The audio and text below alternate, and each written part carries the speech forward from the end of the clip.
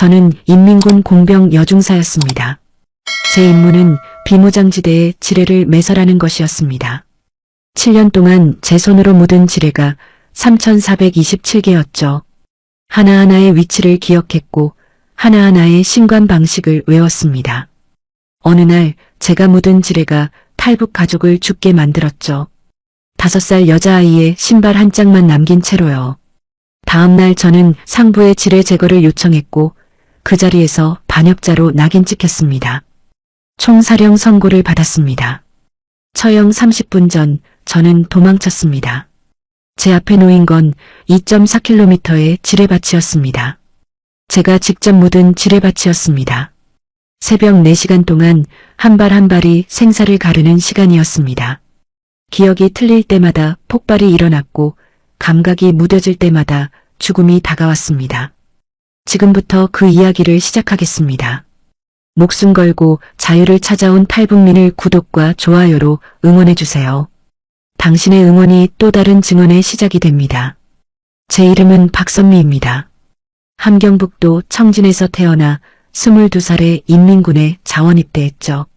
아버지가 6.25 전쟁 때 공병으로 복무했던 것처럼 저도 자연스럽게 공병의 길을 걷게 됐습니다. 사실 여자가 공병이 되는 건 흔한 일이 아니었어요. 대부분의 여군들은 통신병이나 의무병으로 배치됐으니까요. 하지만 저는 손재주가 좋았고 폭발물 취급 시험에서 최고 점수를 받았습니다. 그래서 제사군단 공병 제25여단에 배속됐고 그곳에서 지뢰 매설 전문 교육을 받게 됐죠. 처음 지뢰를 만졌을 때가 생생합니다. 2017년 4월 훈련소 지하 창고에서였어요. 교관이 철제 상자를 열자 초록색 원반 모양의 물체가 20개쯤 가지런히 놓여 있더군요. 대인지뢰였습니다. 지름 12cm, 무게 400g의 작은 물체였지만 그 안에는 100g의 TNT 폭약이 들어있었죠. 사람의 발이 5kg 이상의 압력을 가하면 터지는 구조였습니다. 교관이 말했어요. 동무들, 이 작은 물체 하나가 적 한 명을 무력화시킨다. 이것이 바로 공화국을 지키는 무기다. 그날부터 저는 매일 지뢰를 다뤘습니다.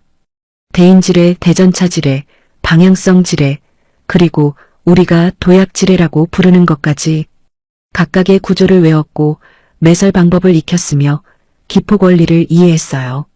3개월의 훈련 끝에 저는 지뢰 매설 자격증을 받았고 비무장지대 최전방 부대로 배치됐죠. 그곳에서의 제 임무는 단순했습니다. 남쪽으로 넘어가려는 모든 것을 막는 것. 사람이든 차량이든 심지어 동물이든 상관없이 첫 출근 날 선임 상사가 저를 데리고 실제 지뢰밭으로 갔습니다. DMZ 북방 한계선에서 불과 200m 떨어진 곳이었어요. 철조망 사이사이로 노란색 해골 표시판이 보였고 그 너머로는 아무도 가지 않는 땅이 펼쳐져 있더군요. 상사가 말했습니다. 저기 보이는 구역 전체가 우리 여단이 관리하는 지뢰밭이다. 총 15만 평방미터, 지뢰 개수는 약 8,000개. 동무가 앞으로 7년 동안 일할 곳이다. 저는 그날 처음으로 실전 지뢰 매설 작업에 참여했습니다. 5명의 공병과 함께 30개의 대인 지뢰를 묻는 작업이었죠. 선임들이 먼저 시범을 보였어요. 삽으로 땅을 파고 깊이 10cm 지점에 지뢰를 수평으로 놓고 신관을 체결한 뒤 다시 흙으로 덮는 겁니다. 마지막으로 위치를 GPS로 기록하고 수첩에 번호를 매기는 거였어요. 한 개를 매설하는데 15분 정도 걸렸죠. 제 차례가 됐을 때 손이 떨렸습니다. 지뢰를 들고 구덩이에 놓으려는데 이게 진짜 사람을 죽이는 물건이라는 생각이 들더군요. 하지만 선임이 옆에서 지켜보고 있었고 저는 명령에 따라야 했어요. 신관을 돌려 체결하는 순간 딸칵하는 소리가 났고 그 순간부터 이 지뢰는 살아있는 무기가 됐죠. 누군가 밟으면 터지는 죽음의 씨앗이 된 겁니다. 그날 저는 5개의 지뢰를 묻었습니다. 수첩에 위치를 기록했어요. 북위 38도 15분 23초, 동경 127도 42분 17초, 지뢰번호 1번부터 5번까지. 그렇게 제 기록이 시작됐죠. 그날 밤 막사로 돌아와 손을 씻는데 손톱 밑에 흙이 끼어 있더군요. 아무리 씻어도 지워지지 않는 것 같았습니다. 그 흙 냄새가, 화약 냄새가 제 손에서 떠나지 않았어요. 매일 아침 5시면 일어나서 지뢰밭으로 향했습니다. 아침 점호가 끝나면 공병소대원 12명이 트럭에 올라탔고 우리는 각자 맡은 구역으로 이동했죠. 저는 주로 북방 3구역을 담당했는데 그곳은 완만한 경사지에 잡목이 우거진 곳이었어요. 탈북자들이 자주 이용하는 루트였기 때문에 특별히 신경 써서 지뢰를 배치해야 했습니다. 처음 한 달 동안은 매일 3개에서 5개 정도 묻었습니다. 신중하게, 정확하게 작업했죠. 하지만 시간이 지날수록 속도가 붙기 시작했어요. 2달째에는 하루 평균 7개, 석 달째에는 10개까지 묻게 됐습니다. 손에 익숙해지니 기계처럼 움직이게 되더군요. 생각하지 않고 느끼지 않고 그냥 묻었어요. 파고 놓고 덮고 기록하고 반복입니다. 첫 해가 끝날 무렵 저는 총 487개의 지뢰를 매설했습니다. 중대장이 칭찬했어요. 박선미 동무, 우리 여단에서 가장 우수한 성적이다. 이대로만 계속하면 모범 군인으로 선발될 것이다. 하지만 저는 기쁘지 않았습니다. 487개라는 숫자가 무겁게 느껴졌어요. 그게 뭘 의미하는지 알고 있었으니까요. 밤마다 수첩을 펼쳐놓고 숫자들을 세곤 했습니다. 1번, 2번, 3번, 계속해서 487번까지. 각 번호마다 정확한 좌표가 적혀 있었어요. 저는 그 모든 위치를 외우고 있었습니다. 눈을 감으면 지도가 그려졌고 각 지뢰가 어디에 묻혀 있는지 보였어요. 북방 3구역 동쪽 모퉁이, 큰 바위에서 서쪽으로 15m, 소나무에서 북쪽으로 8m. 그런 식으로 전부 기억하고 있었죠. 2년째가 되자 저는 이미 베테랑이었습니다. 신입 공병들을 가르치는 역할까지 맡게 됐어요. 그들에게 지뢰 매설법을 알려주고 안전수칙을 교육하고 실습을 지도했습니다. 어느새 저는 선임이 돼 있었죠. 그리고 제 수첩의 숫자는 계속 늘어났습니다. 500개, 700개, 1000개. 멈출 수 없었어요. 이게 제 임무였으니까요. 7년이 흘렀습니다. 2017년부터 2024년까지 저는 하루도 빠짐없이 지뢰를 묻었어요. 비가 오든 눈이 오든 바람이 불든 상관없었죠. 상부의 명령은 명확했습니다. 남조선 괴뢰들의 침투를 막기 위해 지뢰 밀도를 높여라. 그래서 우리는 계속 묻었어요. 이미 지뢰가 있는 곳에 더 묻었고 없는 곳에도 새로 매설했습니다. 제 수첩은 점점 두꺼워졌습니다.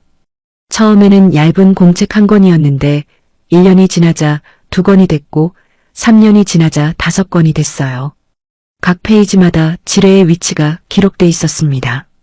격자 좌표, GPS 좌표, 매설 깊이, 지뢰 종류, 신관 타입, 그리고 특이사항까지 마치 죽음의 지도를 그리는 것 같았죠. 2019년 여름 제가 1000번째 지뢰를 묻었을 때 중대장이 축하한다고 했습니다. 박선미 동무 수고가 많소. 동무는 우리 여단 최고의 공병이요. 그리고 3일 휴가를 줬어요. 하지만 저는 기쁘지 않았습니다. 1000개의 지뢰라는 건 1000명이 죽을 수 있다는 뜻이었으니까요. 물론 그때는 그런 생각을 크게 하지 않았습니다. 그냥 임무였고 조국을 지키는 일이었으니까. 2000번째 지뢰는 2021년 가을에 묻었습니다. 그때부터 저는 조금씩 이상해지기 시작했어요. 밤마다 악몽을 꿨거든요. 제가 묻은 지뢰가 터지는 꿈이었습니다. 폭발음이 들리고 비명소리가 들리고 피가 튀는 장면이 보였어요. 잠에서 깨면 온몸이 땀으로 젖어 있었죠. 하지만 낮이 되면 다시 지뢰밭으로 갔습니다. 그게 제 임무였으니까. 3000번째 지뢰는 2023년 봄에 묻었습니다. 그때쯤 되니 저는 거의 기계처럼 움직였어요. 생각하지 않고 느끼지 않고 그냥 묻었습니다. 1개, 2개, 3개 계속 매설했죠. 수첩에 번호를 매기고 좌표를 기록하고 다음 지뢰를 꺼냈어요. 그렇게 매일 평균 5개씩 묻었고 일주일이면 35개, 한 달이면 150개가 늘어났습니다.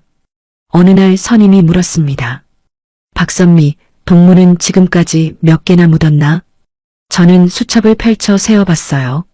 3,427개입니다. 선임이 웃으며 말했죠. 대단하군. 우리 여단 전체에서 1등이야. 동무 덕분에 이 구역은 철통같이 지켜지고 있어. 하지만 저는 자랑스럽지 않았습니다. 오히려 무거웠어요. 3,427개라는 숫자가 제 어깨를 짓눌렀습니다. 그날 밤 저는 수첩을 펼쳐놓고 한참을 들여다봤습니다. 숫자들이 빼곡하게 적혀 있었어요. 1번부터 3,427번까지. 각 번호마다 정확한 위치가 기록돼 있었죠. 저는 그 모든 위치를 외우고 있었습니다. 눈을 감아도 지도가 그려졌고 각 지뢰가 어디에 묻혀 있는지 보였어요. 그건 제 능력이었지만 동시에 저주이기도 했습니다.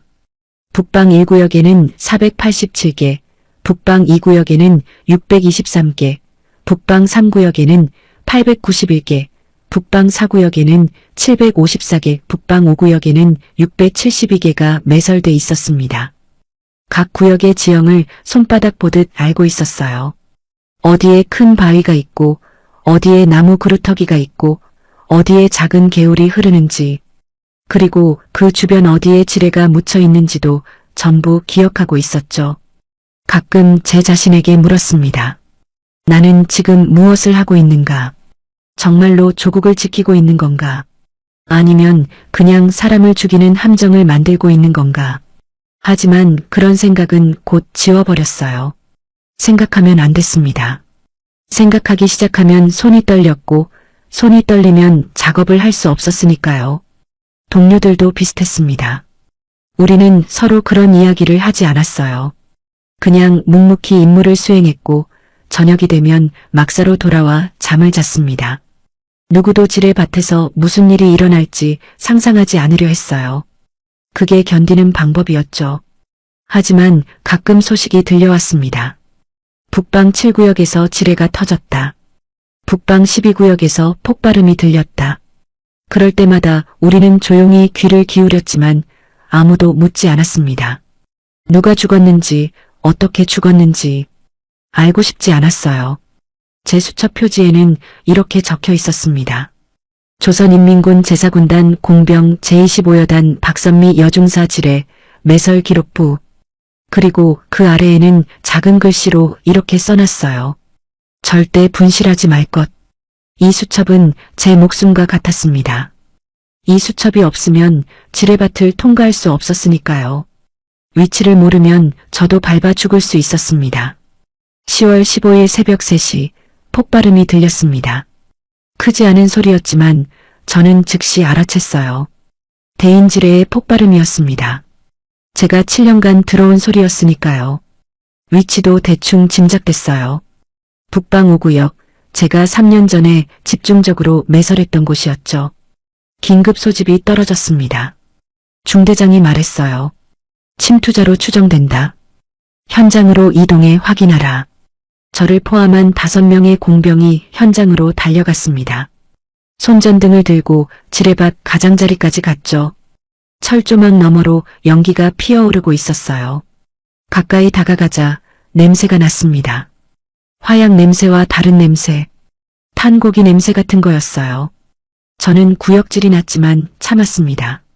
손전등을 비추자 땅이 파여 있었고 주변에 무언가 흩어져 있더군요. 처음에는 뭔지 몰랐어요. 가까이 가서 보니 옷 조각이었습니다. 그리고 피, 그리고 신발. 작은 분홍색 신발이었습니다. 어린이용이었어요. 크기로 봐서는 5살 많아야 6살 정도의 아이가 신던 거였죠. 왼쪽 신발이었고 끈은 리본 모양으로 묶여 있었습니다. 신발 안쪽에는 작은 발가락 모양이 남아 있었어요. 더 이상은 말하고 싶지 않습니다. 선임이 주변을 더 살펴봤습니다. 성인 남성의 옷 조각, 성인 여성의 가방 파편, 그리고 또 다른 어린이용 신발. 가족이었어요. 탈북을 시도하던 가족이었죠. 아버지, 어머니, 그리고 2명의 아이. 제가 묻은 지뢰를 밟은 겁니다. 보고서에는 이렇게 적혔습니다. 적대 세력의 침투 시도, 대인 지뢰에 의해 무력화됨. 침투자 4명 전원 사망 추정. 하지만 그들은 적대 세력이 아니었어요. 그냥 자유를 찾아 떠나려던 가족이었죠. 그리고 저는 그들을 죽인 겁니다. 제 손으로 묻은 지뢰가 그들을 산산조각 낸 거예요. 그날 밤 저는 그 분홍색 신발을 계속 떠올렸습니다. 눈을 감아도 보였고 눈을 떠도 보였어요. 5살짜리 여자아이. 아마 엄마 손을 잡고 걷고 있었겠죠. 무서웠을 겁니다. 어두운 밤, 낯선 숲길, 철조망 사이를 지나며 얼마나 두려웠을까요? 그리고 마지막 순간 그 작은 발이 제가 묻은 지뢰를 밟았을 때 무슨 생각을 했을까요? 막사로 돌아와 수첩을 펼쳤습니다. 북방 5구역 기록을 찾아봤어요. 폭발 지점의 좌표를 역산해 보니 제가 2021년 8월 23일에 매설한 지뢰였습니다. 번호 1847번. 대인 지뢰, 신관 압력식, 매설 깊이 10cm. 정확히 매뉴얼대로 매설한 지뢰였죠. 아무 문제 없이 완벽하게 작동한 겁니다. 그날 이후 저는 변했습니다. 더 이상 지뢰를 묻을 수가 없었어요. 손이 떨렸고 신관을 체결하려 하면 그 분홍색 신발이 보였습니다. 작업 속도가 느려졌고 실수가 잦아졌어요. 선임이 물었습니다. 박선미, 무슨 일이냐? 요즘 집중력이 떨어지는데. 저는 대답하지 못했습니다. 무슨 말을 해야 할지 몰랐어요. 제가 사람을 죽였다고 말할 수는 없었죠. 아니, 정확히는 제가 묻은 무기가 사람을 죽였다고. 그건 임무였고 정당한 일이었으니까요. 하지만 제 마음은 그렇게 생각하지 않았습니다. 일주일이 지났습니다. 저는 더 이상 참을 수 없었어요. 중대장을 찾아갔습니다. 동무 중대장, 지뢰를 제거할 수는 없습니까? 중대장이 눈을 크게 떴어요. 무슨 소리냐? 우리가 왜 지뢰를 제거하나? 저는 말했습니다. 탈북자들이 죽습니다. 무고한 사람들이 죽는다고요. 어린아이들까지. 중대장의 얼굴이 굳어졌습니다. 박선미 동무, 정신 차리시오. 그들은 반역자요. 조국을 배신한 자들이요. 죽어 마땅한 자들이란 말이요. 하지만 저는 물러서지 않았어요.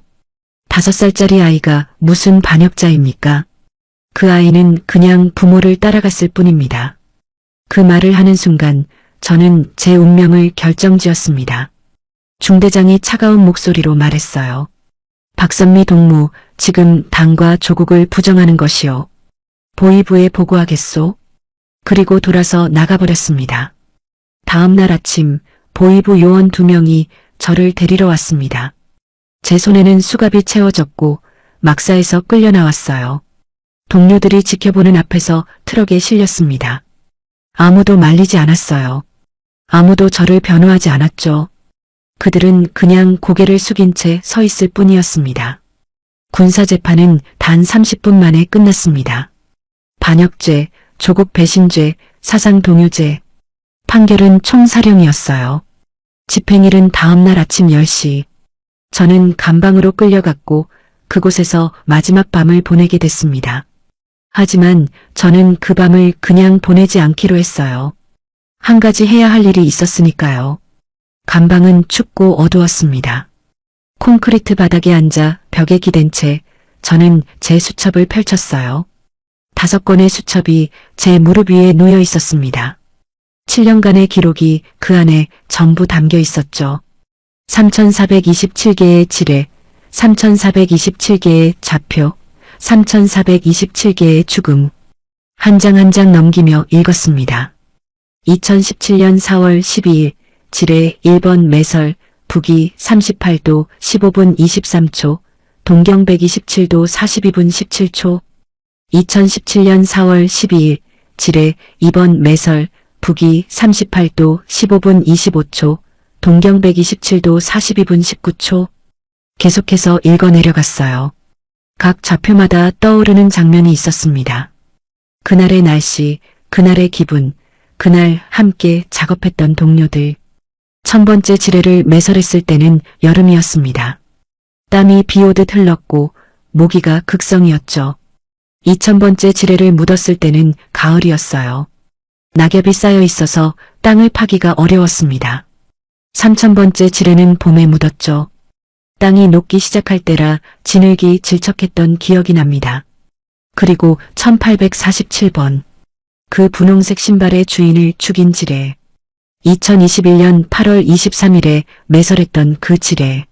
저는 그 페이지를 한참 들여다봤습니다. 그날도 평범한 날이었어요. 아침에 일어나서 아침 점호를 받고 트럭을 타고 지뢰밭으로 갔죠. 5개의 지뢰를 매설했고 1847번은 그중 3번째였습니다. 특별할 것 없는 그냥 평범한 작업이었어요. 하지만 그 지뢰는 3년 후 한 가족을 죽였습니다. 제가 전혀 예상하지 못한 방식으로 제가 전혀 원하지 않았던 결과를 만들어낸 거예요. 그게 지뢰였습니다. 한번 묻으면 끝이 아니에요. 계속 그 자리에 있다가 언젠가는 터지죠.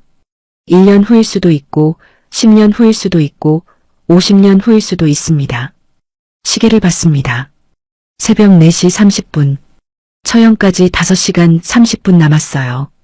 감방 밖에서는 교대 근무 준비하는 소리가 들렸습니다. 보초들이 움직이는 발소리, 무전기 소리, 철문 여닫는 소리. 저는 그 소리들을 귀에 깊게 들었습니다. 패턴을 파악하려고 했어요. 새벽 4시 45분 교대가 이루어졌습니다. 근무자들이 바뀌는 15분 동안은 경계가 느슨해지죠. 저는 그 시간을 노렸습니다. 감방 창문은 작았지만 제 몸은 빠져나갈 수 있을 정도였어요. 7년간 공병으로 일하며 단련된 몸이었으니까요.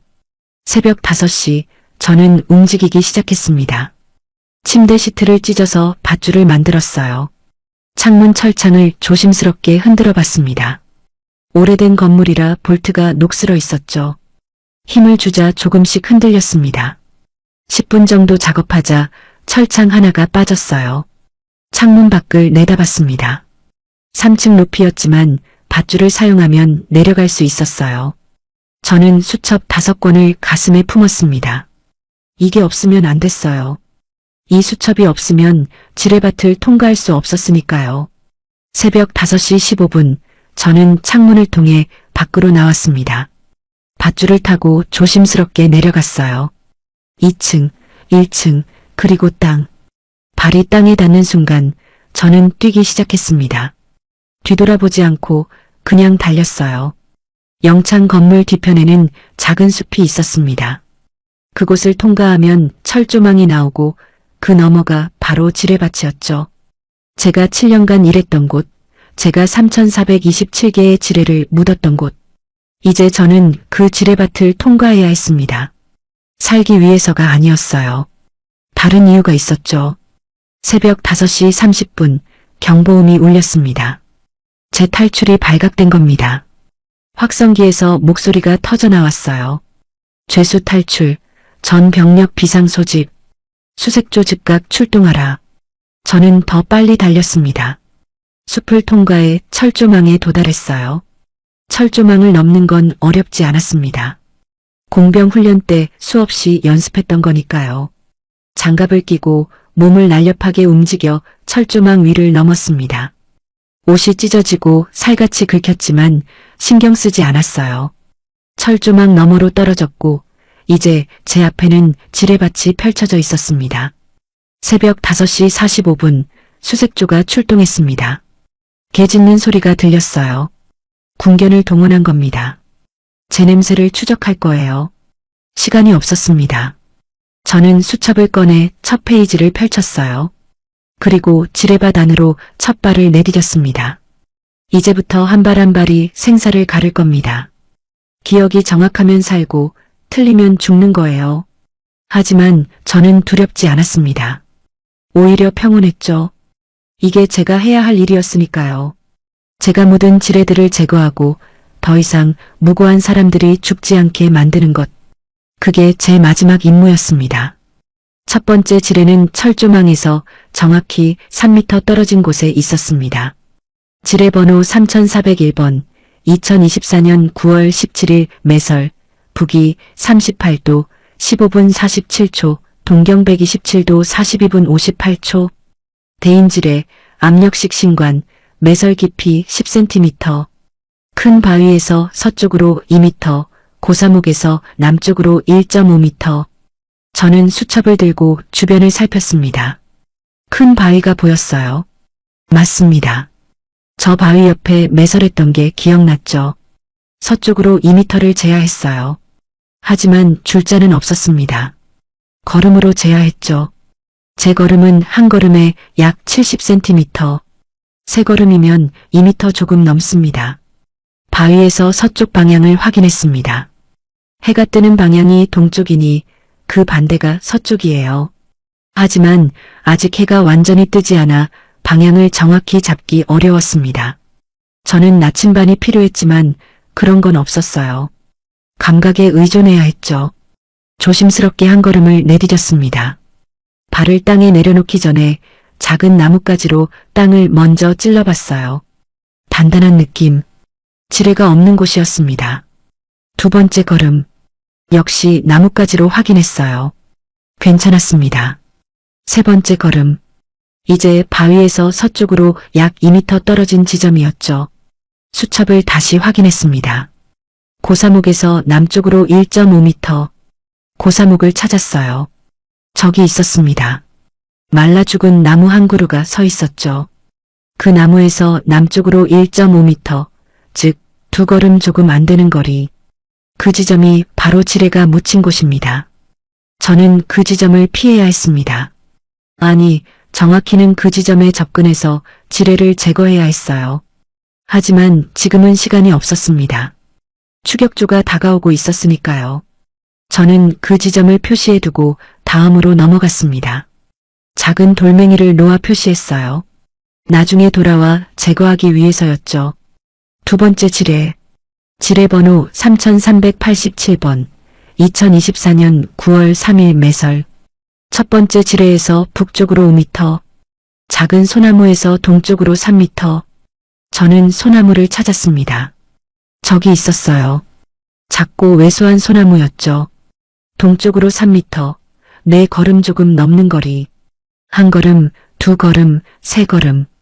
땅을 확인하며 조심스럽게 전진했습니다. 네 번째 걸음을 내디디려는 순간 뭔가 이상한 느낌이 들었어요. 땅이 약간 꺼져 있었습니다. 저는 발을 멈췄어요. 나뭇가지로 조심스럽게 땅을 찔러봤습니다. 부드러운 느낌. 이건 최근에 누군가 밟은 흔적이었어요. 아니, 잠깐. 제 기록을 다시 확인했습니다. 3387번 지뢰는 소나무에서 동쪽으로 3m라고 적혀 있었어요. 하지만 제 기억으로는 3.5m였던 것 같았습니다. 7년 전 기억이라 정확하지 않았죠. 수첩이 맞는지 제 기억이 맞는지 혼란스러웠어요. 땀이 흘렀습니다. 등줄기를 타고 내려오는 차가운 땀. 잘못 판단하면 죽습니다. 지금 제 발 아래에 지뢰가 있을 수도 있어요. 저는 숨을 깊이 들이마셨습니다. 진정하라고 스스로에게 말했죠. 생각하라. 당신은 7년간 이 일을 했다. 당신은 전문가다. 수첩 기록을 믿기로 했습니다. 3m가 맞아요. 제 기억이 흐려진 겁니다. 하지만 혹시 모르니 조금 더 우회하기로 했어요. 소나무에서 동쪽으로 4m 지점으로 가기로 했습니다. 안전 마진을 두는 거죠. 5걸음을 내디뎠습니다. 땅을 계속 확인하며 천천히 이동했어요. 그리고 두 번째 지뢰 지점도 돌로 표시해뒀습니다. 나중에 제거하기 위해서. 세 번째 지뢰. 지뢰번호 3356번. 2024년 8월 12일 매설. 두 번째 지뢰에서 북동쪽으로 7m. 개울역 큰 돌에서 서쪽으로 2m. 개울을 찾아야 했습니다. 귀를 기울이니 물 흐르는 소리가 희미하게 들렸어요. 저쪽이었습니다. 개울로 다가갔습니다. 폭 50cm 정도의 작은 개울이었어요. 큰 돌이 개울 옆에 있었죠. 맞습니다. 제가 기억하는 그 돌이었어요. 저는 그 돌에서 서쪽으로 2m 떨어진 지점을 피해 지나갔습니다. 역시 돌로 표시했어요. 4번째, 5번째, 6번째. 계속해서 지뢰를 피해 전진했습니다. 각 지뢰마다 수첩을 확인하고 주변 지형을 확인하고 조심스럽게 발을 내디뎠어요. 1시간이 지났습니다. 겨우 50m 정도 전진했을 뿐이었죠. 뒤에서 개 짖는 소리가 가까워졌습니다. 추격조가 철조망까지 도달한 것 같았어요. 그들은 곧 지뢰밭 가장자리에 도착할 겁니다. 하지만 그들은 들어오지 못할 거예요. 여기는 지뢰밭이니까요. 지뢰 위치를 모르는 사람은 절대 들어올 수 없죠. 저만이 들어올 수 있었습니다. 제가 직접 묻었으니까요. 제가 모든 위치를 기록했으니까요. 이 수첩이 있는 한 저는 이 죽음의 땅을 걸을 수 있었어요. 하지만 그게 축복인지 저주인지는 모르겠습니다. 새벽 6시 30분 저는 100m 지점까지 도달했습니다. 3,427개의 지뢰 중 47개를 확인하고 표시했어요. 아직 2,300m가 남았습니다. 그리고 3,380개의 지뢰가 더 있었죠. 이 속도로는 하루 종일 걸릴 겁니다. 아니, 이틀이 걸릴 수도 있어요. 하지만 시간은 없었습니다. 해가 떠오르기 시작했고 추격조는 지뢰밭 가장자리에 도달했어요. 확성기에서 목소리가 들렸습니다. 박선미, 즉각 나와라.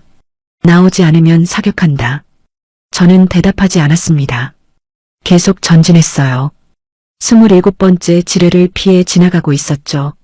그때 총성이 울렸습니다. 타타타탕. 총알이 제 머리 위로 날아갔어요. 경고 사격이었습니다. 다시 확성기 목소리. 박선미, 마지막 경고다. 10초 안에 나오지 않으면 사살한다. 저는 멈추지 않았습니다. 계속 수첩을 보며 다음 지뢰의 위치를 확인했어요. 지뢰 번호 3298번, 큰 바위에서 남쪽으로 4m. 총성이 다시 울렸습니다. 이번에는 경고가 아니었어요. 총알이 제 옆땅에 박혔습니다. 흙이 튀었고 저는 본능적으로 몸을 낮췄어요. 그들이 정말로 쏘기 시작한 겁니다. 하지만 저는 지뢰밭 안에 있었습니다. 그들은 함부로 쏠 수 없었어요. 총알이 지뢰를 건드리면 폭발할 수 있었으니까요. 그래서 조준 사격을 하는 겁니다. 저를 정확히 맞추려고 저는 더 빨리 움직이기 시작했습니다. 조심스러움을 조금 포기하고 속도를 높였어요. 수첩을 보며 대략적인 위치만 파악하고 빠르게 전진했습니다. 위험했지만 선택의 여지가 없었죠. 150m 지점. 지뢰번호 3245번을 지나쳤습니다. 총알이 계속 날아왔어요. 하나가 제 어깨를 스쳤습니다. 옷이 찢어지고 피가 흘렀지만 깊은 상처는 아니었어요. 저는 계속 달렸습니다. 200m 지점. 지뢰가 밀집된 구역이었어요. 제가 2023년에 집중적으로 매설했던 곳이죠. 여기서는 더욱 조심해야 했습니다. 저는 속도를 줄이고 수첩을 자세히 확인했어요. 지뢰번호 2847번, 소나무 세 그루가 모인 곳에서 동쪽으로 3m, 2856번, 그곳에서 북쪽으로 2m, 2863번, 그곳에서 서쪽으로 1.5m, 마치 지뢰 미로였습니다. 저는 한 걸음 한 걸음 정확하게 위치를 계산하며 전진했어요. 그때였습니다. 뒤에서 폭발음이 들렸어요. 쾅! 엄청난 소리였습니다. 땅이 흔들렸고 충격파가 제 등을 밀쳤어요. 저는 앞으로 넘어졌습니다. 뒤를 돌아보니 지뢰밭 입구 근처에서 연기가 피어오르고 있었어요. 누군가 지뢰를 밟은 겁니다. 추격조 중 한 명이었죠. 그는 저를 쫓아 지뢰밭 안으로 들어왔다가 지뢰를 밟은 겁니다. 비명소리가 들렸습니다. 살려달라는 외침. 저는 그 소리를 듣고 몸이 얼어붙었어요. 제가 묻은 지뢰가 또 사람을 죽인 겁니다. 이번에는 저를 쫓던 군인을. 확성기에서 패닉 상태의 목소리가 들렸습니다. 철수하라. 지뢰밭에서 철수해. 더 이상 추격하지 마라. 추격조가 후퇴하기 시작했어요. 그들은 더 이상 저를 쫓을 수 없었습니다. 저는 다시 일어섰습니다. 온몸이 떨렸어요. 방금 또 사람이 죽었습니다. 제가 묻은 지뢰 때문에. 하지만 저는 멈출 수 없었어요. 오히려 더 빨리 움직여야 했습니다. 더 많은 지뢰를 제거하기 위해서 수첩을 펼쳤습니다. 지금 제가 밟을 뻔한 지뢰의 번호를 확인했어요. 지뢰 번호 2863번이었습니다. 저는 조심스럽게 그 지뢰를 찾아냈어요. 땅을 손으로 살살 파기 시작했습니다. 10cm 깊이에서 단단한 물체가 만져졌습니다. 지뢰였어요. 초록색 원반 모양의 대인 지뢰. 제가 3년 전에 묻은 것. 저는 조심스럽게 신관을 분리하기 시작했습니다. 손이 떨렸지만 집중했어요. 딸칵. 신관이 분리됐습니다. 이제 이 지뢰는 안전했어요. 폭발하지 않습니다. 저는 지뢰를 꺼내 옆에 놓았어요. 그리고 다음 지뢰로 이동했습니다. 한 개를 제거하는데 10분이 걸렸습니다. 3,380개를 전부 제거하려면 563시간, 즉 23일이 필요했어요. 불가능했습니다. 하지만 저는 포기하지 않았습니다. 한 개라도 더 제거하겠다고 다짐했어요. 두 번째 지뢰. 지뢰 번호 2856번. 역시 신관을 분리하고 제거했습니다. 세 번째, 네 번째. 계속해서 제거했어요. 해가 완전히 떠올랐고 땀이 비 오듯 흘렀습니다. 새벽 8시. 저는 12개의 지뢰를 제거했습니다. 아직 3,368개가 남았어요. 턱없이 부족했죠. 하지만 12개라도 제거한 건 의미가 있었습니다. 12명이 살 수 있으니까요. 오전 10시. 저는 1km 지점까지 도달했습니다. 37개의 지뢰를 제거했어요. 손은 흙투성이었고 손가락 끝은 피가 나 있었습니다. 하지만 멈출 수 없었어요. 계속해서 다음 지뢰를 찾고 신관을 분리하고 제거했죠. 그때 무전기 소리가 들렸습니다. 북한군 추격조가 사용하는 주파수였어요. 목소리가 흘러나왔습니다. 박선미의 처형 시간이 됐다. 하지만 본인은 탈출 중이다. 전 부대에 공지한다. 박선미를 발견 즉시 사살하라. 처형 시간이었습니다. 원래대로라면 저는 지금 총살당했어야 했어요. 하지만 저는 여기 살아 있었습니다. 지뢰밭 한가운데서 지뢰를 제거하고 있었죠. 운명이 바뀐 겁니다. 북쪽을 돌아봤습니다. 추격조는 더 이상 보이지 않았어요.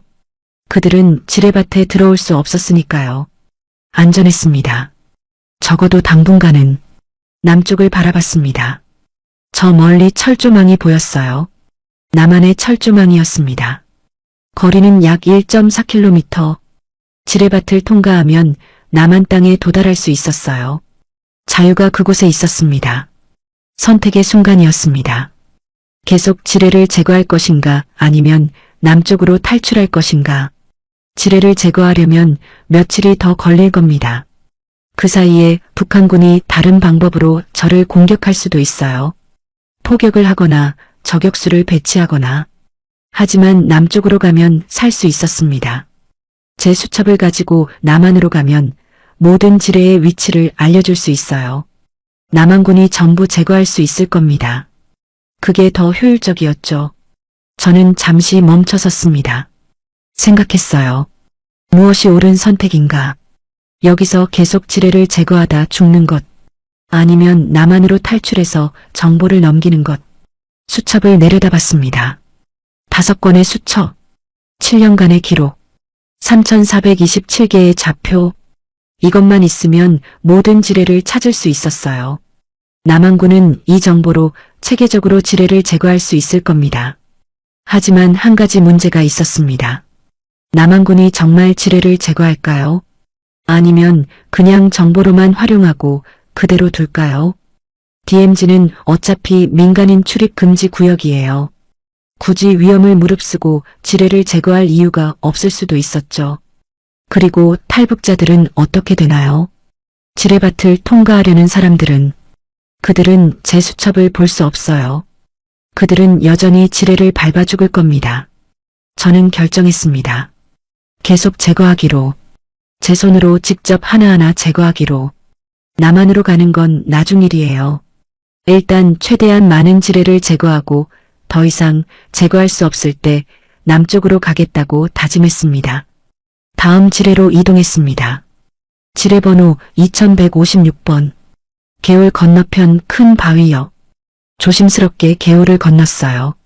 물이 차갑게 느껴졌습니다.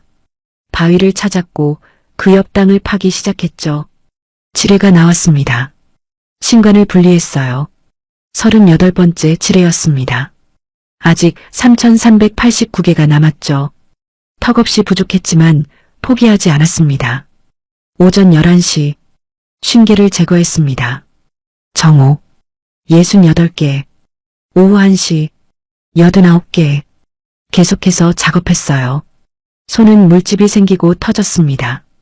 무릎은 까졌고 등은 햇볕에 타들어갔어요. 하지만 멈추지 않았습니다. 오후 3시 저는 1.5km 지점까지 도달했습니다. 127개의 지뢰를 제거했어요. 그때 남쪽에서 소리가 들렸습니다. 확성기 소리였어요. 남한군의 확성기였습니다.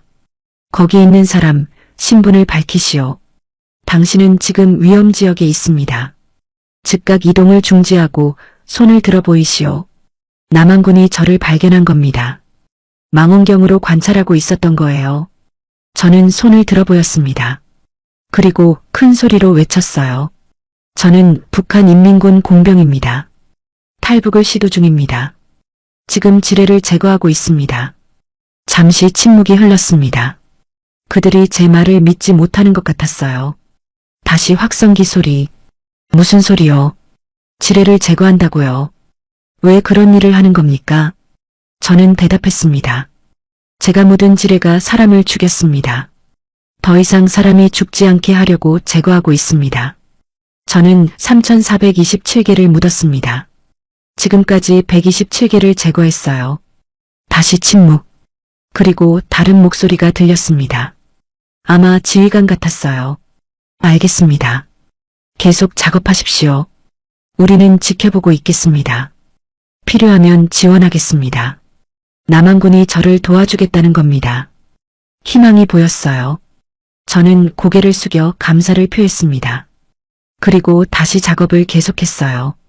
오후 5시 해가 기울기 시작했습니다. 저는 172개를 제거했어요. 하지만 날이 어두워지고 있었습니다. 어둠 속에서는 작업할 수 없었어요.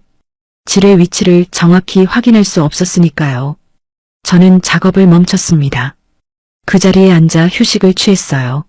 물도 없고 음식도 없었습니다. 배고팠지만 참을 수 있었어요.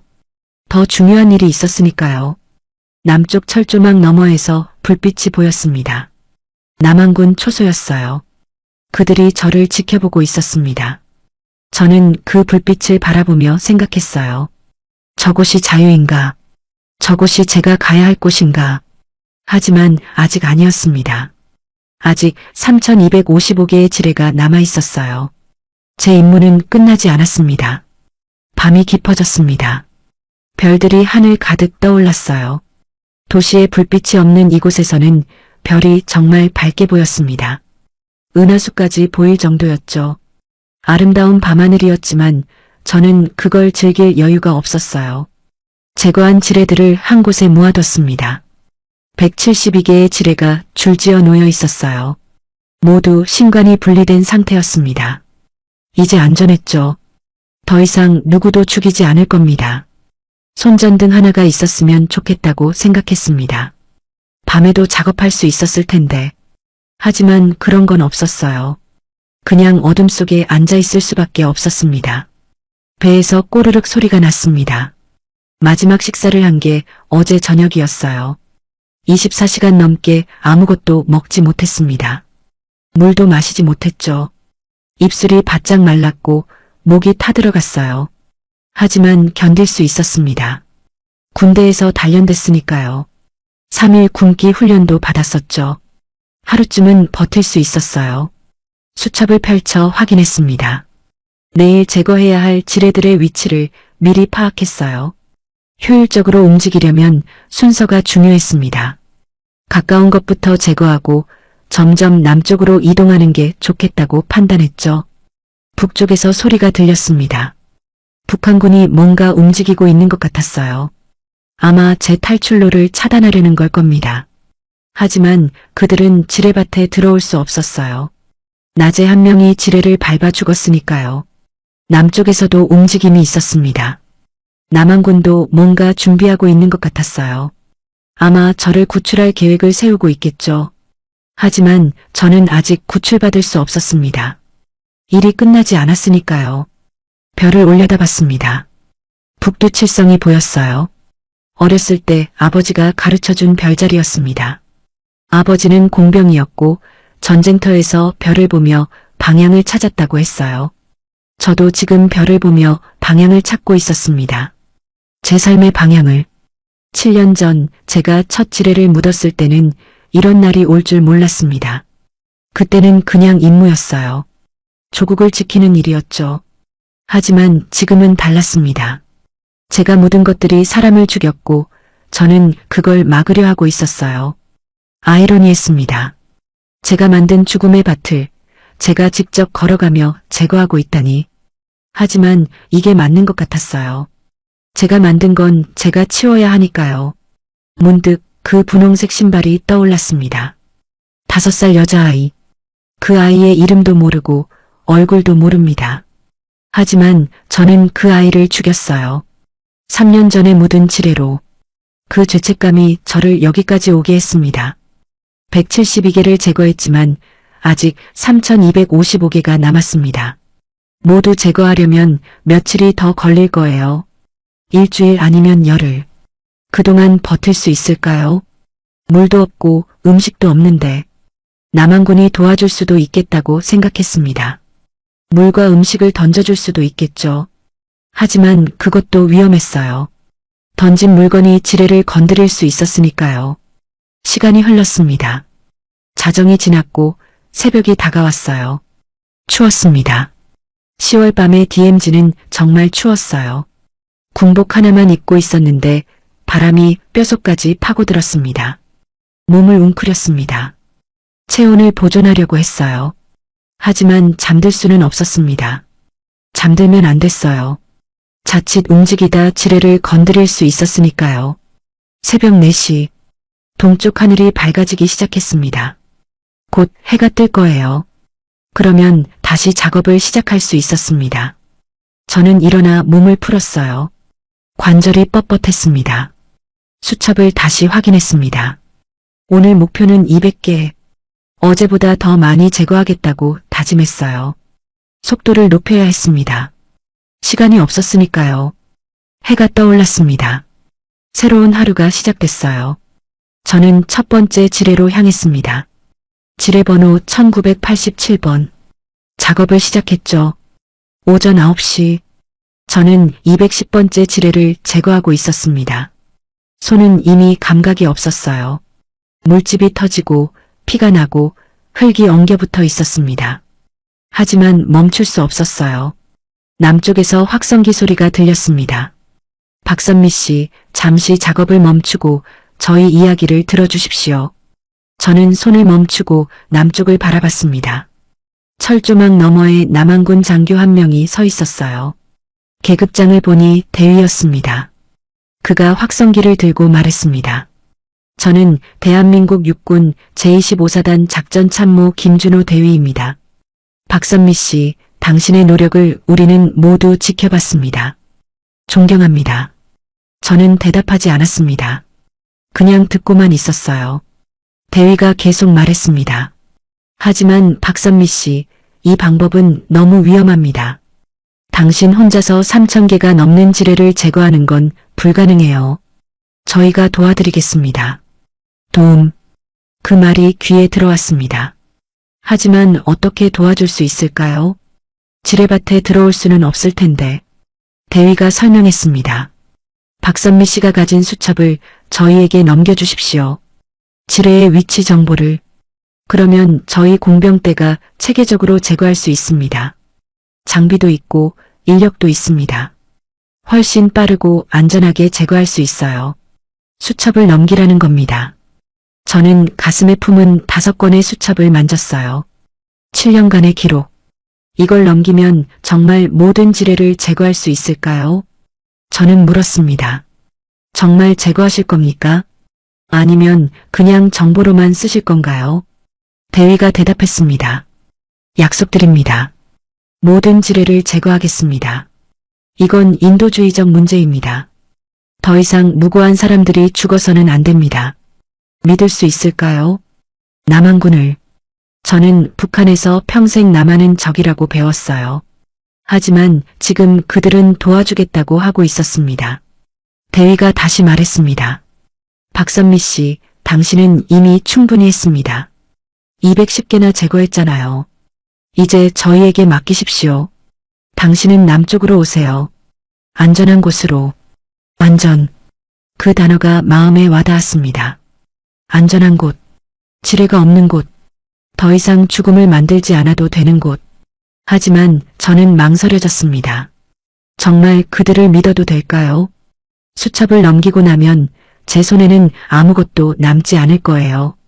그들이 약속을 지키지 않으면 어떻게 하나요? 대위가 말했습니다.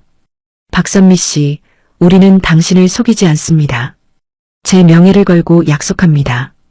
모든 지뢰를 제거하겠습니다. 그리고 당신의 수첩은 유엔 사령부에도 보고될 겁니다. 국제적으로 검증받을 거예요. 유엔. 국제적 검증? 그 말이 조금 안심이 됐습니다. 국제기구가 개입하면 남한군도 함부로 못할 거예요. 저는 결정했습니다. 믿어보기로. 저 혼자서는 한계가 있었으니까요. 며칠 더 작업해봐야 몇백 개 더 제거할까? 3,000개는 불가능했어요. 저는 큰 소리로 대답했습니다. 알겠습니다. 수첩을 드리겠습니다. 하지만 조건이 있습니다. 대위가 물었습니다. 무슨 조건입니까? 제가 말했습니다. 제가 직접 확인하고 싶습니다. 지뢰 제거 작업을 제가 참여하고 싶어요. 대위가 잠시 생각하더니 대답했습니다. 알겠습니다. 허락하겠습니다.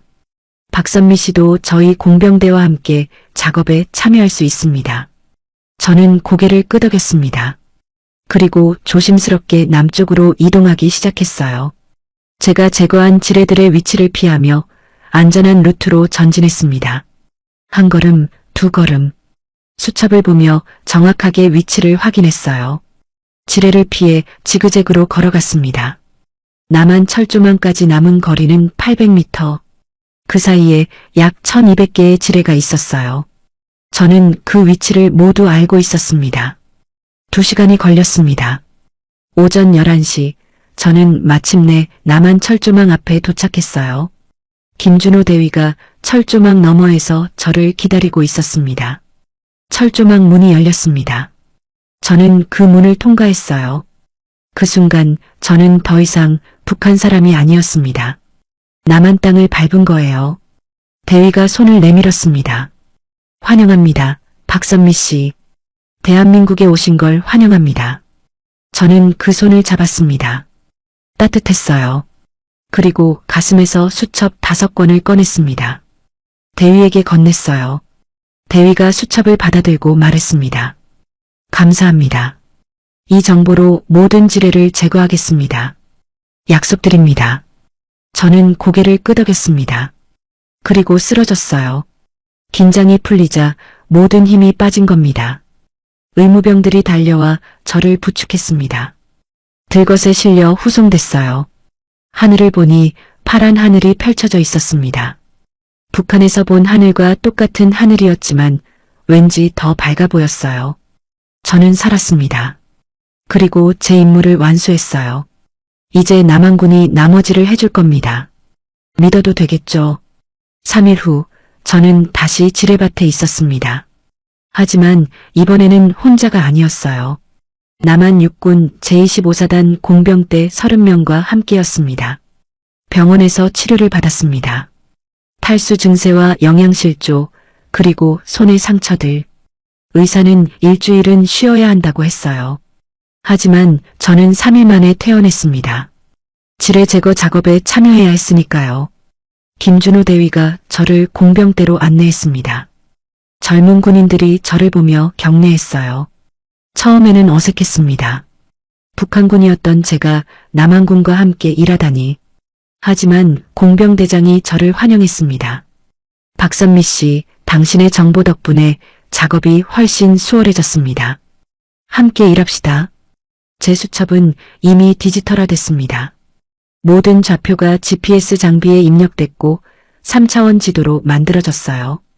각 지뢰의 위치가 정확하게 표시돼 있었습니다. 작전 회의가 열렸습니다. 공병대장이 설명했어요. 총 3,217개의 지뢰가 남아 있습니다. 박선미 씨가 210개를 제거했으니까요. 우리는 5개 조로 나눠서 작업할 겁니다. 한 조당 하루 30개씩 제거하면 약 3주면 끝날 것 같습니다. 3주. 혼자서는 평생 걸렸을 일을 3주 만에 끝낼 수 있다니. 조직의 힘이었습니다. 저는 1조에 배속됐습니다. 조장은 이병찬 중사였어요. 그는 15년 경력의 베테랑 공병이었습니다. 저보다 경험이 많았죠. 이 중사가 말했습니다. 박선미 씨, 당신이 가이드 역할을 해주십시오. 정확한 위치를 알려주세요. 저희가 제거하겠습니다. 첫 번째 지뢰 지점으로 이동했습니다. 제가 제거하지 못했던 지뢰 중 하나였어요. 지뢰 번호 1856번. 저는 정확한 위치를 알려줬습니다. 저 바위에서 서쪽으로 3m, 소나무에서 남쪽으로 2m. 공병들이 금속 탐지기를 사용했습니다. 북한에서는 그런 장비가 없었어요. 우리는 손과 눈으로만 찾아야 했습니다. 하지만 남한군은 최신 장비를 갖추고 있었죠. 삐삐삐. 탐지기에서 신호음이 났습니다. 지뢰가 감지된 거예요. 공병이 조심스럽게 땅을 파기 시작했습니다. 10cm 깊이에서 지뢰가 나왔습니다. 초록색 대인 지뢰. 제가 7년 전에 묻었던 것. 공병이 신관 분리 작업을 시작했어요. 저는 옆에서 지켜봤습니다. 그의 손놀림이 정확했어요. 훈련이 잘 된 겁니다. 신관이 분리됐고 지뢰가 안전해졌습니다. 이중사가 말했습니다. 완료. 다음 지뢰로 이동합니다. 하루에 35개를 제거했습니다. 목표보다 5개 더 많았어요. 저는 각 지뢰의 위치를 정확히 알려줬고 공병들은 빠르게 제거했습니다. 팀워크가 좋았어요. 저녁에 막사로 돌아왔습니다. 남한군 막사는 북한과 달랐어요. 깨끗했고 따뜻했고 음식도 풍부했습니다. 저는 처음으로 제대로 된 식사를 했어요. 공병들과 이야기를 나눴습니다. 그들은 저에게 물었어요. 북한에서는 어땠습니까? 공병 훈련이 어떻게 진행됩니까? 저는 대답했습니다. 비슷하지만 다릅니다. 우리는 장비가 없어서 손으로 모든 걸 했어요. 하지만 기본 원리는 같습니다. 한 공병이 물었습니다. 왜 지뢰를 제거하려고 했습니까? 탈북만 하면 됐잖아요. 저는 잠시 생각하다 대답했습니다. 제가 만든 거니까요. 제가 치워야죠. 그리고 더 이상 사람이 죽지 않았으면 했어요. 공병들이 고개를 끄덕였습니다. 그들도 이해한 것 같았어요. 일주일이 지났습니다. 우리는 245개의 지뢰를 제거했어요. 순조로웠습니다. 저는 매일 작업에 참여했고 조금씩 남한군과 가까워졌습니다. 어느 날 제가 묻었던 특별한 지뢰에 도착했습니다. 지뢰 번호 1847번. 그 분홍색 신발의 주인을 죽인 지뢰. 저는 그 자리에 멈춰 섰습니다. 가슴이 먹먹했어요. 이중사가 물었습니다. 무슨 일입니까? 저는 말했습니다. 이 지뢰가 사람을 죽였습니다. 탈북하던 가족을. 5살 여자아이도 있었어요. 침묵이 흘렀습니다. 공병들도 아무 말이 없었어요. 이중사가 말했습니다. 그럼 우리가 더 조심히 제거해야겠군요. 그 아이를 위해서라도. 저는 고개를 끄덕였습니다. 공병들이 작업을 시작했어요. 평소보다 더 조심스럽게, 더 정중하게, 마치 그 아이에게 예를 갖추듯이. 지뢰가 제거됐습니다. 저는 그 지뢰를 손에 들고 한참을 바라봤어요. 이 작은 물건이 한 가족을 죽였습니다. 이제 이 지뢰는 영원히 작동하지 않을 겁니다. 저는 그 자리에 작은 돌을 놓았습니다. 표시였어요. 그 아이를 추모하는 공병들도 함께 묵념했습니다. 작업은 계속됐습니다. 21일이 지났습니다.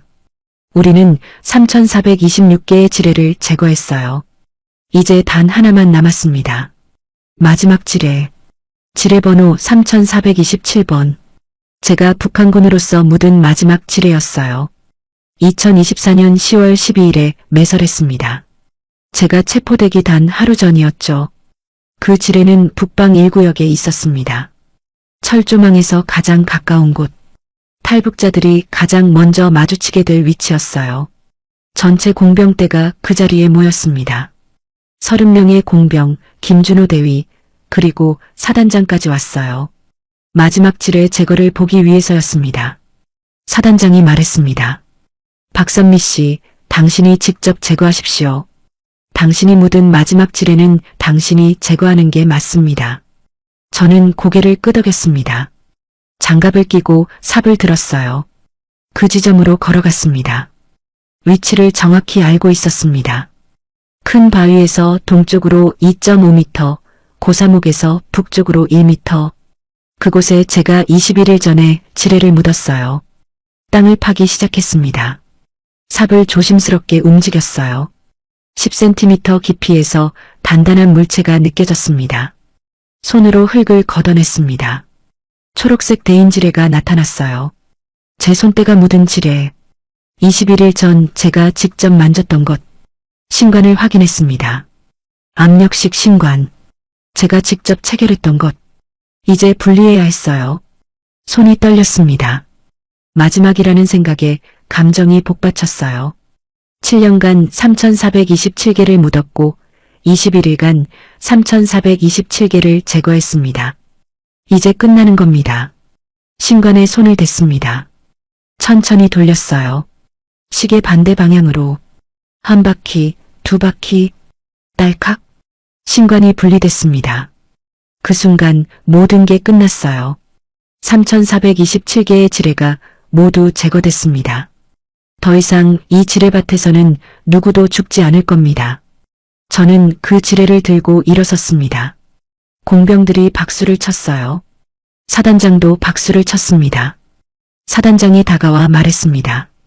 수고하셨습니다. 박선미 씨. 당신은 수많은 생명을 구했습니다. 저는 대답했습니다. 아닙니다. 저는 그냥 제가 만든 걸 치운 것뿐입니다. 하지만 사단장은 고개를 저었습니다. 아닙니다. 당신은 용기를 냈습니다. 잘못을 인정하고 바로잡았어요. 그게 진정한 용기입니다. 저는 눈물이 났습니다. 참으려 했지만 멈출 수 없었어요. 7년간 쌓였던 죄책감이 조금은 가벼워지는 것 같았습니다. 그날 저녁 작은 기념식이 열렸습니다. 지뢰밭 제거 완료 기념식. 3,427개의 제거된 지뢰가 한 곳에 모아졌어요. 거대한 무더기였습니다. 사단장이 연설했습니다. 오늘 우리는 역사적인 순간을 목격했습니다. 북한 공병 출신 박선미 씨의 용기와 대한민국 공병대의 노력으로 3,427개의 지뢰가 제거됐습니다. 이제 이 땅은 안전합니다. 박수가 터져나왔습니다. 저도 박수를 쳤어요. 제 옆에서 이병찬 중사가 말했습니다. 박선미 씨, 자랑스러워하세요.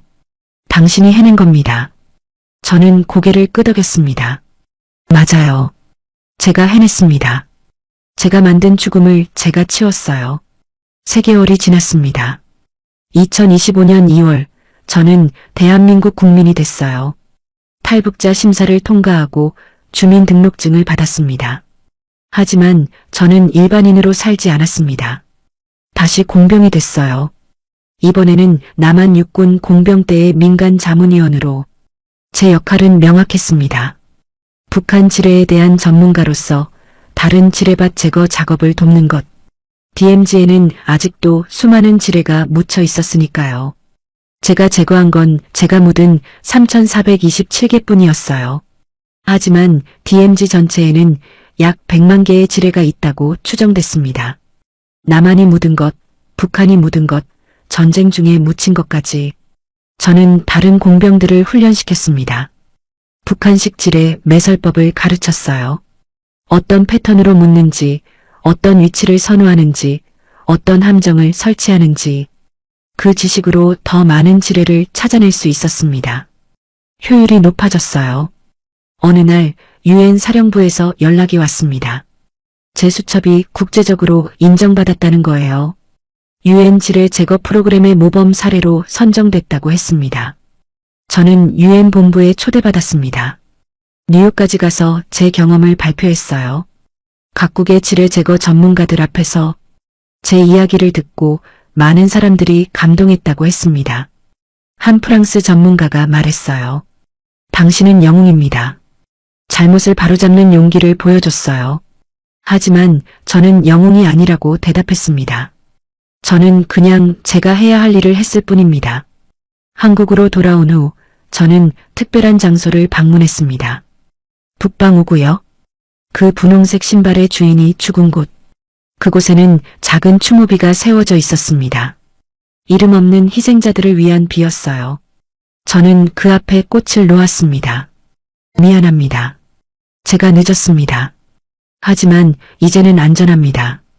더 이상 이 땅에서는 누구도 죽지 않을 겁니다. 바람이 불었습니다. 꽃잎이 날렸어요. 하늘은 맑았고 새들이 날아다녔습니다. 예전에는 새도 날지 않던 곳이었어요. 지뢰 때문에. 하지만 이제는 새들이 자유롭게 날았습니다. 저도 자유로웠습니다. 죄책감에서, 과거에서 제가 만든 죽음을 치웠으니까요. 새로운 삶이 시작됐습니다. 공병으로서가 아니라 생명을 구하는 사람으로서, 지뢰를 묻는 게 아니라 제거하는 사람으로서 저는 계속 일할 겁니다. DMZ의 모든 지뢰가 사라질 때까지. 그게 제 새로운 임무였어요. 6개월 후 제가 제거한 구역이 공식적으로 안전지대로 선포됐습니다. 2.4km의 완전히 지뢰 없는 통로였어요. 정부는 그곳을 평화의 길이라고 이름 지었습니다. 민간인도 걸을 수 있는 길. 처음으로 DMZ에 만들어진 안전한 길이었죠. 개통식이 열렸습니다. 대통령도 참석했어요. 저도 초대받았습니다. 대통령이 제 손을 잡으며 말했습니다. 박선미 씨, 당신이 만든 길입니다. 당신이 먼저 걸어주시겠습니까? 저는 그 길의 시작점에 섰습니다. 예전에 철조망이 있던 곳, 지금은 아치형 문이 세워져 있었어요. 평화의 문이라고 적혀 있었습니다. 첫 걸음을 내디뎠습니다. 예전에는 한 걸음 한 걸음이 생사를 갈랐어요. 하지만 이제는 안전했습니다. 지뢰가 없었으니까요. 사람들이 저를 따라 걸었습니다. 대통령, 장군들, 공병들, 그리고 일반 시민들. 수백 명이 함께 걸었어요. 2.4km를 걸어 반대편에 도착했습니다. 북쪽 끝. 예전에 제가 탈출했던 곳이었어요. 그곳에서 뒤돌아봤습니다. 수백 명의 사람들이 안전하게 지뢰밭을 통과했어요. 아무도 다치지 않았습니다. 성공이었죠. 대통령이 연설했습니다. 오늘 우리는 역사를 만들었습니다. 분단의 상처를 치유하는 첫걸음을 내디뎠어요. 박선미 씨의 용기가 이 길을 만들었습니다. 박수가 터져나왔습니다. 저는 부끄러웠지만 동시에 자랑스러웠어요. 한 어머니가 아이의 손을 잡고 제게 다가왔습니다. 아이는 5살쯤 돼 보였어요. 분홍색 신발을 신고 있었습니다. 어머니가 말했습니다. 감사합니다. 이제 우리 아이도 안전하게 이 땅을 걸을 수 있어요. 저는 그 아이를 보며 생각했습니다.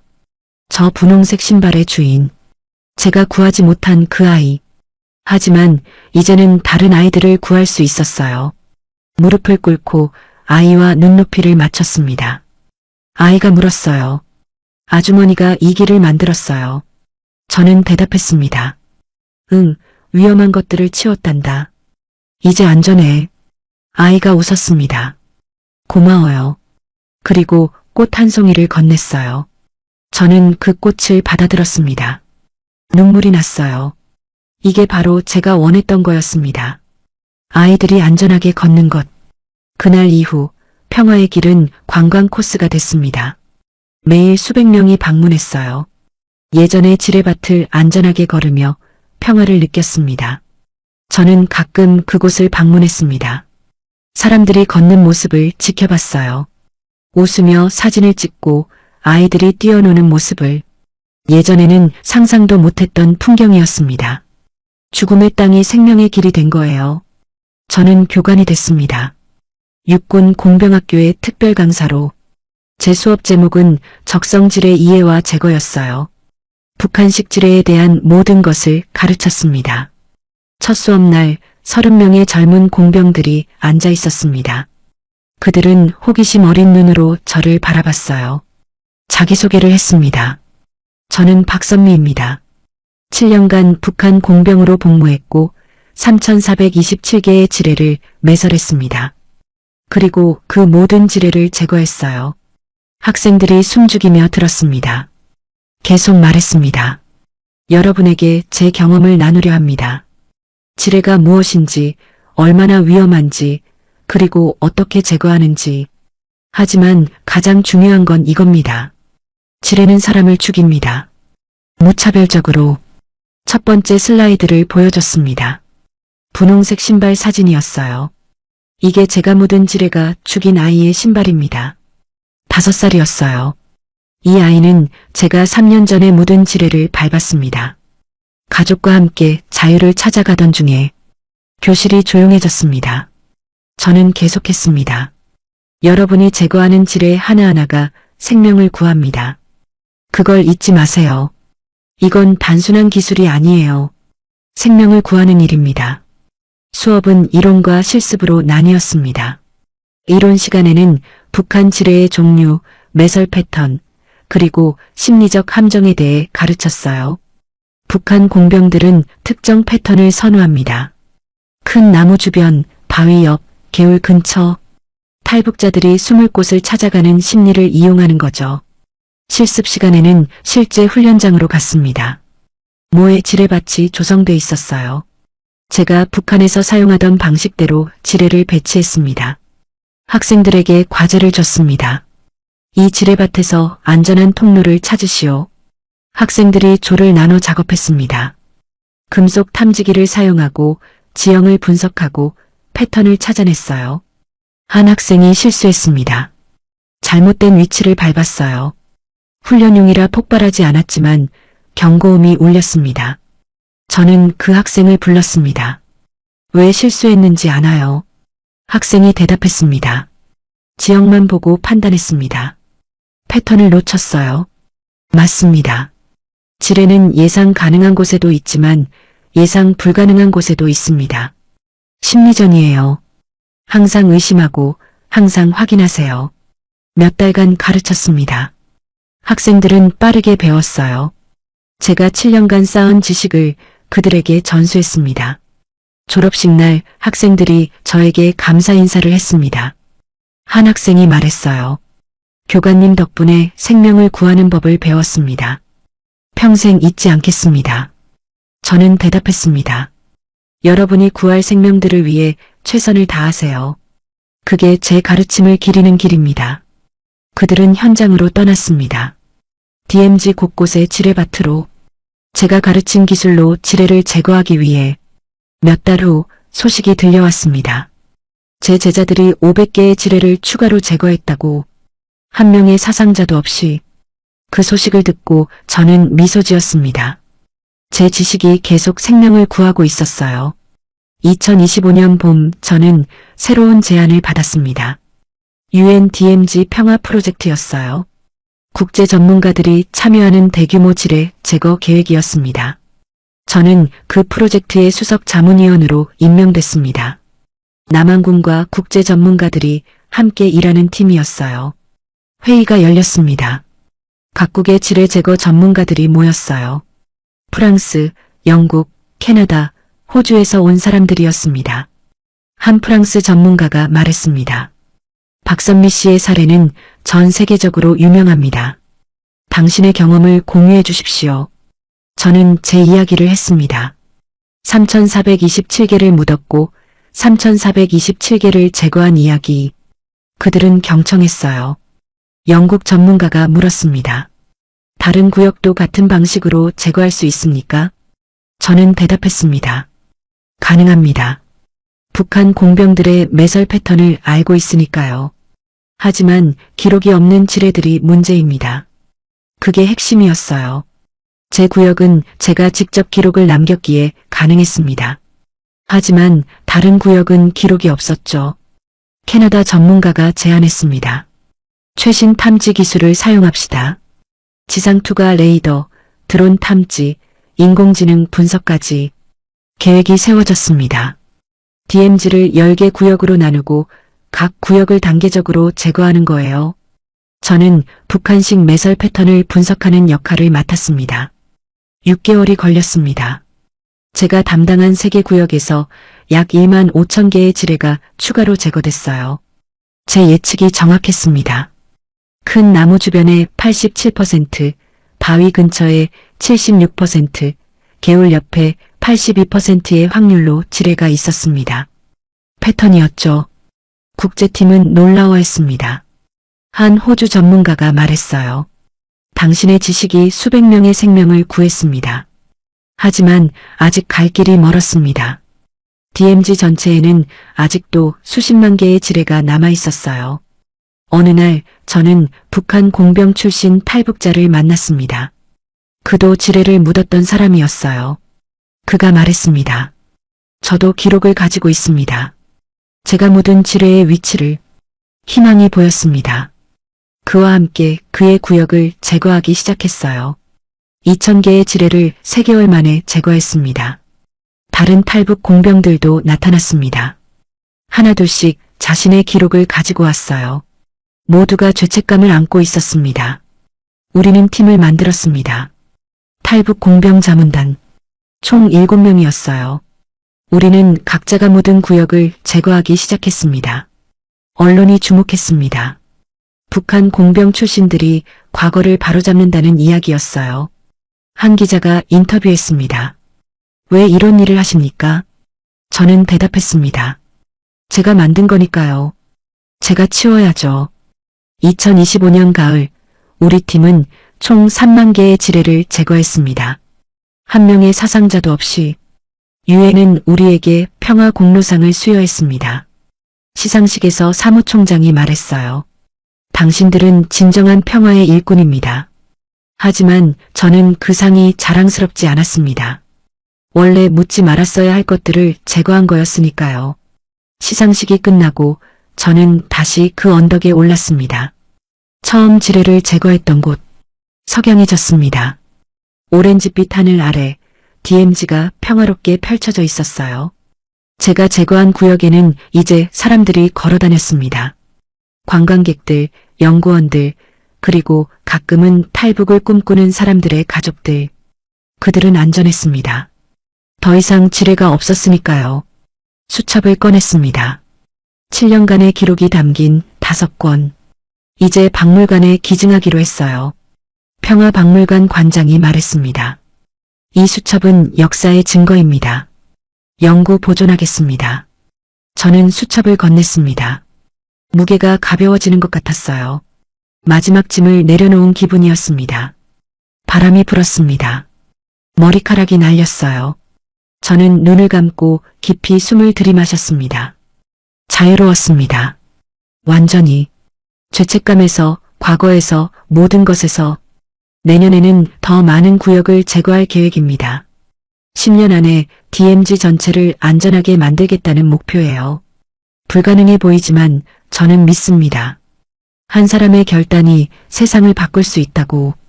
제가 그랬으니까요. 처형 30분 전 지뢰밭으로 향했던 그 결단이 이 모든 것을 시작했습니다. 해가 완전히 졌습니다. 별이 떠오르기 시작했어요. 북두칠성이 보였습니다. 아버지가 가르쳐준 별자리였어요. 아버지도 공병이었고 별을 보며 길을 찾았다고 했습니다. 저도 별을 보며 길을 찾았습니다. 제 삶의 방향을. 이제는 알아요. 제 길이 어디인지. 평화를 만드는 것. 생명을 구하는 것. 그게 공병 박선미의 새로운 임무입니다. 마지막으로 한 번 땅을 만졌습니다. 더 이상 지뢰가 없는 땅. 안전한 땅. 그리고 돌아섰습니다. 내려가기 위해. 내일을 향해. 제 뒤로 평화의 땅이 펼쳐져 있었고 제 앞으로는 희망의 미래가 기다리고 있었습니다. 이 일은 계속될 겁니다. 제가 살아있는 한 DMZ의 모든 지뢰가 사라질 때까지. 그게 제 속죄이고 제 희망이며 제 미래입니다. 내 미래입니다. 내 미래입니다. 내 미래입니다. 내 미래입니다. 내 미래입니다.